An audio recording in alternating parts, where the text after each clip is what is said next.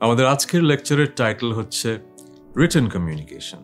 Written communication নিয়ে tips, tricks, suggestions নিয়ে তো কথা বলবোই, কিন্তু তার আগে আপনাদেরকে মনে করিয়ে দিতে চাই আমাদের প্রথম লেকচারে একটা প্রত্যাশার কথা বলেছিলাম, নিশ্চয়ই মনে আছে। আমি বলেছিলাম যে এই কোর্সে যা শিখছি তার পাশাপাশি আপনাকে কিন্তু ভাষাগত দক্ষতা অর্জনে কাজ করতে হবে। তাই আবারও মনে করিয়ে দিলাম, আজকে যা শেখাচ্ছি কাজে লাগবে তখনই যখন আপনি এর সাথে সাথে ভাষাগত দক্ষতা নিয়েও কাজ করবেন। তাহলে চলুন শুরু করি।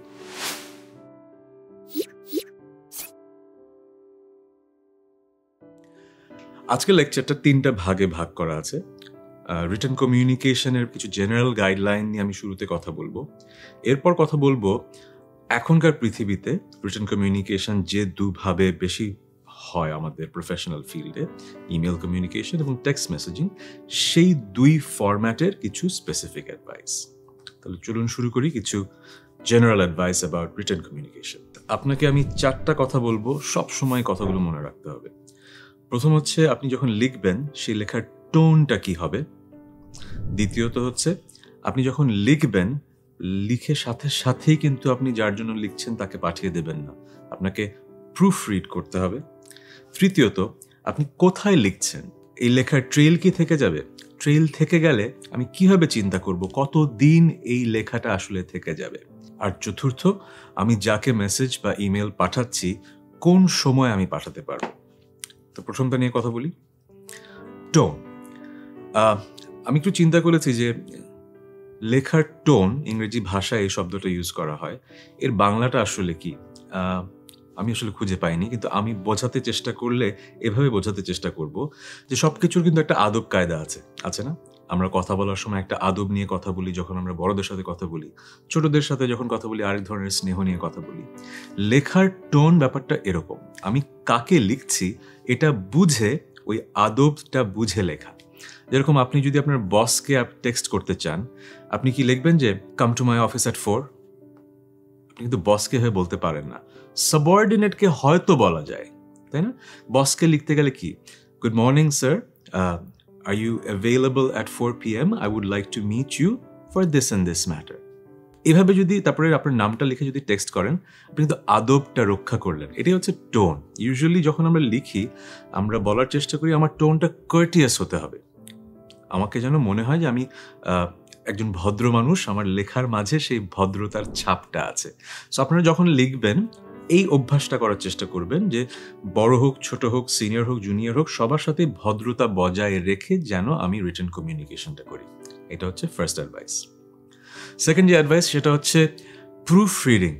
খুবই ইম্পর্ট্যান্ট অ্যাডভাইস। আমরা যেটা করি কি, অনেক সময় একটা ইমেল লিখে সাথে সাথে পাঠিয়ে দিই, অথবা একটা টেক্সট মেসেজ লিখে সাথে সাথে পাঠিয়ে দিই, অথবা একটা অ্যাডভার্টাইজিং ক্যাম্পেইনের কপি লিখে পাঠিয়ে দিলাম। এখন আপনি বস, আপনি লিখে পাঠিয়ে দিয়েছেন, আপনার জুনিয়র ভেবেছে এটাই মনে হয় অ্যাডভার্টাইজিংয়ের কপি হওয়া উচিত।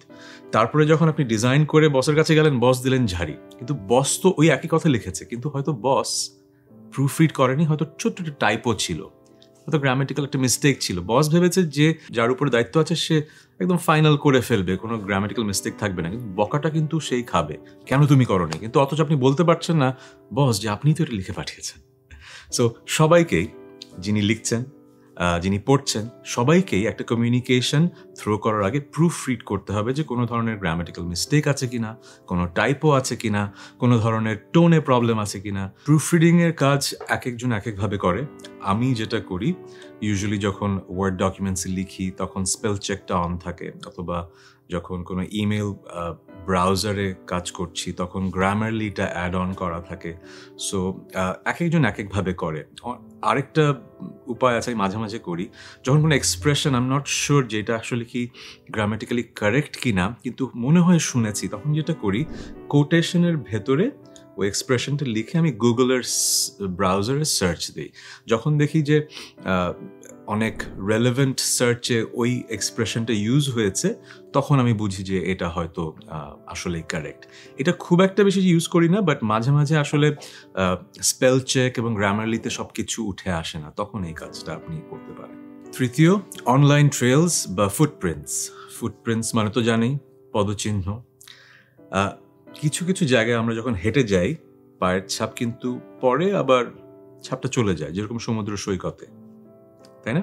আপনি হাঁটছেন, পানি এসে কিন্তু আবার মুছে দিচ্ছে, কিন্তু কিছু জায়গায় পদচিহ্নগুলো কিন্তু মুছে যাচ্ছে না। আমার মনে আছে সুন্দরবনে বাঘের পায়ের ছাপ দেখার জন্য মানুষ অধীর আগ্রহে বসে থাকে, হয়তো অনেক আগের পায়ের ছাপ তখনও দেখা যাচ্ছে। সো কিছু মাটিতে পদচিহ্ন থাকে, কিছু মাটিতে থাকে না। লেখার ব্যাপারেও তাই। আপনি যখন লিখছেন, হয়তো অনলাইনে এমন একটা জায়গায় লিখছেন যেটা আসলে থেকে যাচ্ছে। হয় কি, আজকে আপনি যেই ভাবনা চিন্তা নিয়ে একটা কথা লিখছেন, সেই ভাবনা চিন্তার পরিবর্তনও আসতে পারে। পৃথিবীতে পরিবর্তনের কারণে সেই চিন্তাটা একটা সময় আরেকজন যিনি পড়ছেন তার কাছে মনে হতে পারে যে এই চিন্তাটা তো সুন্দর চিন্তা না। যেরকম ধরুন, আজ থেকে 20-25 বছর আগে যখন পাবলিক স্ফিয়ারে মানুষ কথা বলতো, তখন কিন্তু টক্সিক ম্যাসকুলিনিটি নিয়ে চিন্তা করতো না, কথা বলে ফেলতো এবং ভাবতো যেটা খুব ম্যানলি কথা। এখন অনেক এক্সাম্পলস এরকম আছে, কিন্তু আজকের পৃথিবীতে যখন ওই ভিডিওগুলো আপনি দেখবেন, ওই লেখাগুলো পড়বেন, মনে হবে যে ইস, লোকটা কি টক্সিক কথা বলছে, টক্সিক ম্যাসকুলিনিটির চর্চা করতো ওই সময়। তাকে কিন্তু এখন জাজ করা হবে। সো একইভাবে আপনি আজকে যেটা অ্যাপ্রোপ্রিয়েট ভাবছেন সেটা ট্রেল কিন্তু থেকে যাবে। সো আপনাকে বুঝতে হবে যে যদি ট্রেল অনেক দিন ধরে থাকে, এরকম একটা জায়গায় আপনি লেখেন, তাহলে অনেক বেশি চিন্তা করতে হবে। অনেক সময় অনেক পার্সোনাল কমিউনিকেশন আপনি ফেসবুক মেসেঞ্জারে এমন কিছু লিখে ফেলছেন যেটা ট্রেল কিন্তু আরেকজনের কাছে থেকে যাচ্ছে, যেটা আপনি পরে হয়তো রিগ্রেট করতে পারেন। সো আপনাকে এটা মনে রাখতে হবে, যাই লিখছি সেটা ট্রেল থাকবে, ফুটপ্রিন্ট থাকবে। আমি কি আসলেই ভেবে লিখছি কিনা, আজকের জন্য লিখছি কিনা, অথবা ফিউচারের জন্য লিখছি কিনা। নাম্বার 4, কখন আমি লিখে কাউকে কোনো কিছু পাঠাতে পারি। এই ব্যাপারটা খুবই কমন সেন্সের ব্যাপার। তা আমাদের দেশে বলেন অথবা দেশের বাইরেই বলেন, সবার তো আসলে কমন সেন্স খুব একটা কমন থাকে না। এই জন্য এগুলো নিয়ে মাঝে মাঝে কথা বলতে হয়। অফিস আওয়ার্সে ইউজুয়ালি আপনার অফিসের কমিউনিকেশন হওয়া উচিত। যদি মনে হয় যে অফিস আওয়ার্স পার হয়ে গেছে, তাহলে পরের দিনের অফিস আওয়ার্স যখন শুরু হবে তখন কমিউনিকেশন করুন। কিন্তু অনেক সময় হয় কি, অনেক আর্জেন্ট ম্যাটার থাকে, তখন হয়তো আপনি অফিস আওয়ার্সের বাইরেও টেক্সট করতে পারেন, আপনার বসকে, কলিগকে ইমেল করতে পারেন, কিন্তু সেটা আর্জেন্ট কিনা সেটা আপনাকে এটা বুঝে কাজটা করতে হবে। আরেকটা বিষয় হচ্ছে, আপনি যখন অফিস আওয়ার্স বলছেন, এক একটা অফিসের কালচার কিন্তু এক এক রকম। হয়তো আপনার অফিসে আপনার বস এমন একটা কালচার তৈরি করে ফেলেছেন যে আপনার অফিসে এটা অলিখিত নিয়ম যে সকাল 10টা থেকে রাত 10টার মধ্যে ইমেল এবং টেক্সট মেসেজ আদান প্রদান করা যায়। So it depends on your office culture. আবার এমনও হতে পারে যে আপনার অফিস কালচারে এমন আছে যে টেক্সট মেসেজই পাঠানো খুব খারাপভাবে, সব কমিউনিকেশন ইমেলেই হতে হবে। আবার অনেক অফিসে হয়তো বলতে পারে যে না, এত ফর্মাল হওয়ার কিছু নেই, any time you can reach me. So আপনি যেই অফিসে জয়েন করছেন বা কাজ করছেন বা যেই ফ্রেন্ড গ্রুপের মাঝে আপনি কমিউনিকেট করছেন, তাদের ইন্টারনাল কমিউনিকেশন কালচারটা কি, এটা আপনাকে বুঝতে হবে। এবার আসুন ইমেল কমিউনিকেশন নিয়ে কিছু স্পেসিফিক অ্যাডভাইস আপনাদের সাথে শেয়ার করি। প্রথম অ্যাডভাইসটা অনেকের জন্য হয়তো প্রযোজ্য না, কিন্তু অনেকের জন্যই প্রযোজ্য। হয়তো টিনেজ বয়সে একটা ইমেল অ্যাড্রেস তৈরি করেছিলেন, angelpriya@gmail.com অথবা raterakash@yahoo.com। এই অ্যাড্রেসগুলো সুন্দর, কিন্তু সেই সময়ের জন্য এবং ইনফর্মাল ফ্রেন্ডশিপসের জন্য ঠিক আছে, কিন্তু একটা ফর্মাল কমিউনিকেশন অফিস এনভায়রনমেন্টে যদি এরকম একটা ইমেল অ্যাড্রেস থেকে আসে, তাহলে কিন্তু যিনি ইমেলটা পাচ্ছেন তিনি প্রথমেই আপনাকে এমনভাবে জাজ করবেন যেটা আপনার হয়তো পছন্দ হবে না। সো এখন সময় হয়েছে আপনার একটা প্রফেশনাল ইমেল অ্যাড্রেস খোলার।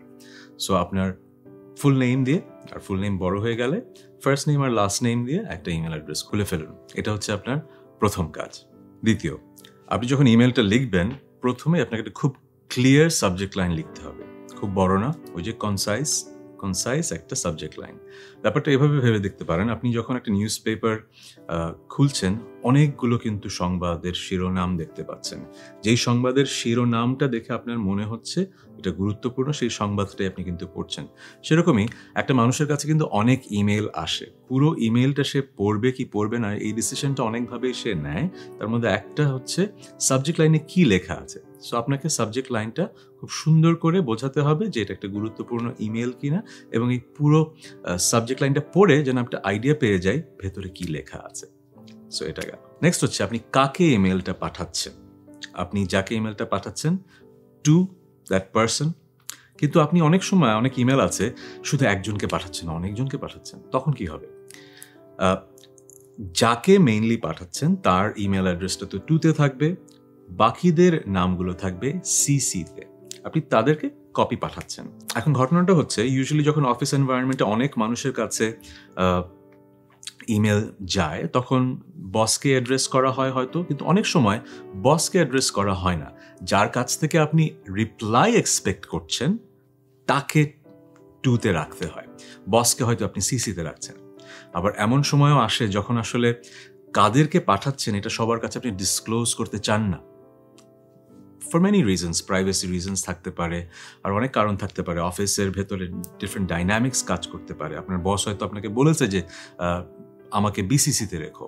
মানে কি? মানে হচ্ছে বস চান না যে আপনি যে তাকেও ইমেলটা ফরওয়ার্ড করেছেন সেটা যেন অন্য কেউ জানতে পারে। এর মানে হচ্ছে যাকে ইমেল পাঠাচ্ছেন, যার কাছ থেকে রিপ্লাই চাচ্ছেন, টুয়ে তার নামটা লিখবেন, তার ইমেল অ্যাড্রেসটা দেবেন, সরি নাম না, ইমেল অ্যাড্রেসটা দিবেন। সিসিতে থাকবে তাদের ইমেল অ্যাড্রেস যাদের কাছে আপনি ইমেলটা পৌঁছাতে চান কিন্তু হয়তো রেসপন্স চান না। আর বিসিসিতে থাকবে তার ইমেল অ্যাড্রেস যাকে আপনি ইমেলটা পাঠাতে চান, একটা কপি, কিন্তু অন্য কাউকে জানাতে চান না যে তার কাছে ইমেলটা গেছে। এটা তো গেল যখন আপনি ইমেল পাঠাচ্ছেন। How about when you are replying? আপনি যখন রিপ্লাই করবেন খেয়াল রাখবেন রিপ্লাই অলটা না দেওয়াই ভালো। রিপ্লাই অলে যদি আপনি প্রেস করেন তাহলে আপনার রিপ্লাইটা যিনি ইমেল পাঠিয়েছেন তার কাছে যাবে, যারা সিসিতে আছে তাদের সবার কাছে চলে যাবে। আপনি যদি সেটা চান তাহলে ডেফিনেটলি রিপ্লাই অল। আদারওয়াইজ আপনি আগে দেখবেন যে কাদের কাছে আপনার রিপ্লাইটা পৌঁছানো উচিত, তাদেরকে অ্যাড করে রিপ্লাইটা দেবেন। এরপরের পয়েন্টটা হচ্ছে সিগনেচার ব্লক। আপনি যখন ইমেল লিখছেন আপনার পরিচয়টা কি সেটা কোথায় থাকবে? আপনার সিগনেচার ব্লকে থাকবে। অনেক সময় অনেকে অ্যাড করে, আগে থেকে প্রি ফরম্যাট করা থাকে তাদের ইমেল ব্রাউজারে, অনেকে বারবার লেখেন। আমার মনে হয় সিগনেচার ব্লকটা যদি তৈরি করা থাকে আপনার জন্য ইমেল করাটা ইজিয়ার হয়ে যায়। সিগনেচার ব্লকে আপনার পুরো নাম থাকবে, আপনার ডেজিগনেশন থাকবে, আপনার কন্ট্যাক্ট ডিটেলস একটু থাকবে। সো এভাবে যদি আপনার একটা সিগনেচার ব্লক রেডি করা থাকে, আপনার যদি প্রতিদিন অনেক অনেক ইমেল লিখতে হয় আপনার জীবনটা একটু সহজ হয়ে যায়। সো সিগনেচার ব্লক ক্রিয়েট করে ফেলবেন। এরপর আসুন আপনার ইমেল লেখা নিয়ে কথা বলি। আপনি যখন ইমেল লেখাটা শুরু করছেন প্রথমেই কিন্তু যাকে আপনি অ্যাড্রেস করছেন স্যালুটেশনটা কিন্তু ইম্পর্টেন্ট। কাকে কিভাবে অ্যাড্রেস করবেন এটা আপনার বুঝে নিতে হবে। এখন আপনার অফিসের কালচার যদি হয় সবাইকে ভাই বলা তাহলে কিন্তু ইউ ক্যান স্টার্ট উইথ ভাই, বাট ইউজুয়ালি আমরা অভ্যস্ত স্যার, ম্যাডাম এভাবেই কিন্তু বলে। আবার এখন পৃথিবী পাল্টে যাচ্ছে, অনেক জায়গায় ম্যাডাম বলা হয় না, irrespective of the gender of the person you are sending it to, স্যারই বলা হয়। সো আবারও বলছি, আপনি আপনার অফিসের কালচারটা জেনে নেবেন আপনার কলিগদের কাছ থেকে যারা অনেকদিন ধরে এই অফিসে আছে, যদি নতুন জয়েন করেন, আর যদি আপনি অফিসে অলরেডি কাজ করেন আপনি তো জানেন কাকে কীভাবে অ্যাড্রেস করা হয়। সো স্যালুটেশনটা খুব ইম্পর্টেন্ট। অনেকে কিন্তু অফেন্ডেড হয়, তাকে যেভাবে অ্যাড্রেস করে মানুষ, সে যেটাতে অভ্যস্ত সেভাবে যদি আপনি অ্যাড্রেস না করেন, সেটা খেয়াল রাখতে হবে। আচ্ছা, আপনি ইমেল লিখছেন, ইমেলের টোনটা কি হবে? শুরুতেই বলেছিলাম যে কোনো রিটেন কমিউনিকেশনের টোন ইম্পর্টেন্ট। সো আপনার বুঝতে হবে আপনার যদি অফিস এনভায়রনমেন্টে হয় তাহলে টোনটা কোর্টিয়াস হতে হবে, একই রকম সম্মানজনক সবার জন্য। অ্যাট দ্য সেম টাইম অনেক সময় আমার অফিস এনভায়রনমেন্টে মুখোমুখি কনভারসেশনে আমরা হয়তো অনেক ধরনের হিউমার ইউজ করি। আমি কি রিটেন কমিউনিকেশনে সেরকম করতে পারি অফিস এনভায়রনমেন্টে? মনে হয় না। যদি আপনি ইংরেজি লেখায়, বাংলা লেখায় খুব দক্ষ হন, তখন আপনি সুন্দর করে হয়তো হিউমারটা আনতে পারেন, কিন্তু সেই কনফিডেন্সটা আপনার আছে কিনা সেটা আপনাকেই ডিসিশনটা নিতে হবে। এরপর আপনি ইমেলটা লেখা শুরু করেছেন, আপনি তো একটা ফন্ট ইউজ করে লিখবেন। আপনি কেমন ফন্ট ইউজ করবেন? নিশ্চয়ই প্রফেশনাল কোনো ফন্ট। এখন প্রফেশনাল ফন্ট বলতে কি বোঝায়? একাডেমিক পেপার হলে কিন্তু সেরেফ ফন্টস ইউজ করা হয়, যেরকম টাইমস নিউ রোমান। কিন্তু প্রফেশনাল ফিল্ডে এখন আজকাল আমরা সেরেফ ফন্টস ইউজ করি না, আমরা সান্স সেরেফ ফন্টস ইউজ করি। যেরকম এরিয়াল একটা ফন্টস আছে, সেঞ্চুরি গথিক আছে, টাহোমা আছে। এই ফন্টসগুলো বেসিক্যালি সান্স সেরেফ ফন্টস। ডিফারেন্সটা আবারও বলি, ফন্টের দিকে যখন তাকাবেন দেখবেন যে উপরে আর নিচে এক্সট্রা দাগ আছে কিনা। এক্সট্রা দাগ থাকলে সেটা সেরেফ ফন্টস, যেরকম টাইমস নিউ রোমানে আছে। আর সান্স সেরেফ ফন্টসে এরকম কোনো এক্সট্রা দাগ। আর যে ব্যাপারগুলো মনে রাখতে হবে সেন্ড করার আগে সেটা হচ্ছে যে প্রুফ রিড তো করবই। আমার যদি অ্যাটাচমেন্ট কিছু পাঠানোর কথা থাকে, আমি আদৌ অ্যাটাচ করেছি কিনা, এই ভুল আমিও করেছি এবং আমার সাথেও এই ভুল অনেকবার হয়েছে যে আমি ইমেল পেয়েছি, যিনি ইমেল পাঠাচ্ছেন তিনি বলছেন যে প্লিজ চেক দি অ্যাটাচমেন্ট, কিন্তু অ্যাটাচমেন্ট আর আসেনি। এটা আমাদের খুব কমন একটা ভুল। তো সবসময় খেয়াল করবেন পাঠানোর আগে প্রুফ রিড করেছি, সাথে সাথে কোনো অ্যাটাচমেন্ট দেওয়ার থাকলে আমি সেটা দিয়েছি কিনা। আরেকটা বিষয় যেটা আমি নিজেও আসলে খুব একটা আগে জানতাম না, আমিও রিসেন্ট টাইমসেই জেনেছি, সেটা হচ্ছে লিঙ্ক এমবেডিং। আপনি হয়তো কাউকে একটা ইমেল পাঠাচ্ছেন, তাকে একটা লিঙ্ক পাঠাচ্ছেন যেন সে সেই লিঙ্কটা চেক করে। এখন ইউআরএলটা হয়তো অনেক বড়, আপনি কপি পেস্ট করে যদি ইমেলে বসান দেখতেও ভালো লাগে না। সো এখানে যেটা করা যায়, লিঙ্কটা এমবেড করা যায় টেক্সটের উপরে। আপনি হয়তো একটা টেক্সট লিখছেন, তার উপর ক্লিক করে ধরে থাকলে আপনি সেখানে লিঙ্কটা এমবেড করে দিলে দেখতেও ভালো লাগবে এবং প্রফেশনাল লাগবে।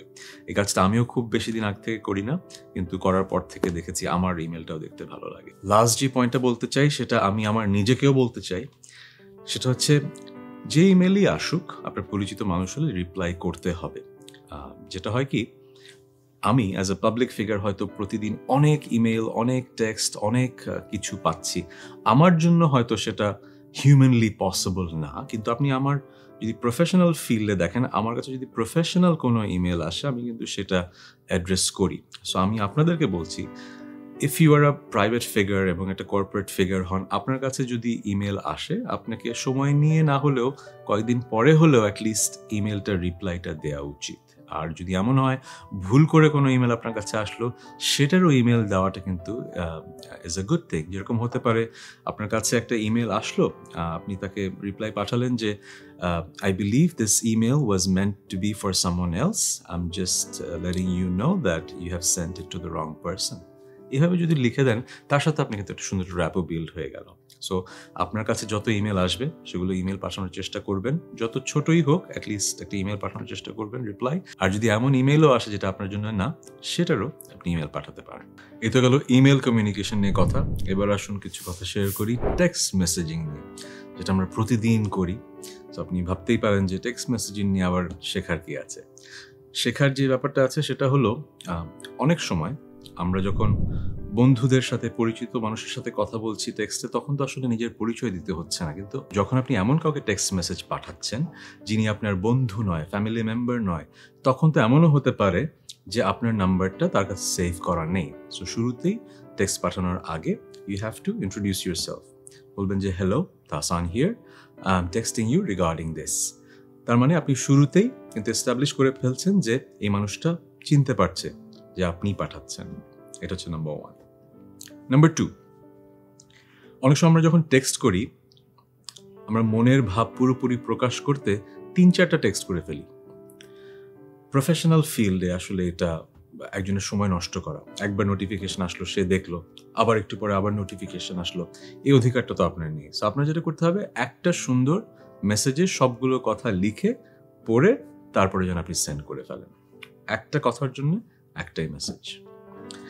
থার্ড, একই কথা বলবার জন্যে বারবার আপনি মেসেজ পাঠিয়েন না। মানে একই কথা বারবার বলেন না। হয়তো একবার একজনকে জানালেন যে এই বিষয়ে একটা মিটিং হচ্ছে আগামীকাল এতটার সময়, আবার 1 ঘন্টা পরে আবার পাঠালেন রিমাইন্ডার, আবার সন্ধ্যায় পাঠালেন ফ্রেন্ডলি রিমাইন্ডার।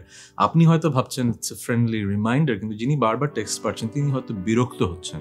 হয়তো প্রথম যে টেক্সটটা সেটা পরেই তিনি রেডি ছিলেন যে আমি আসবো, কিন্তু 3-4 বার টেক্সট করার কারণে তিনি বিরক্ত হয়ে গেলেন যে এত কেন পাঠাচ্ছে। সে হয়তো ওই কারণে বিরক্ত হয়ে আসলেন না ওই মিটিংয়ে, এরকম হতে পারে।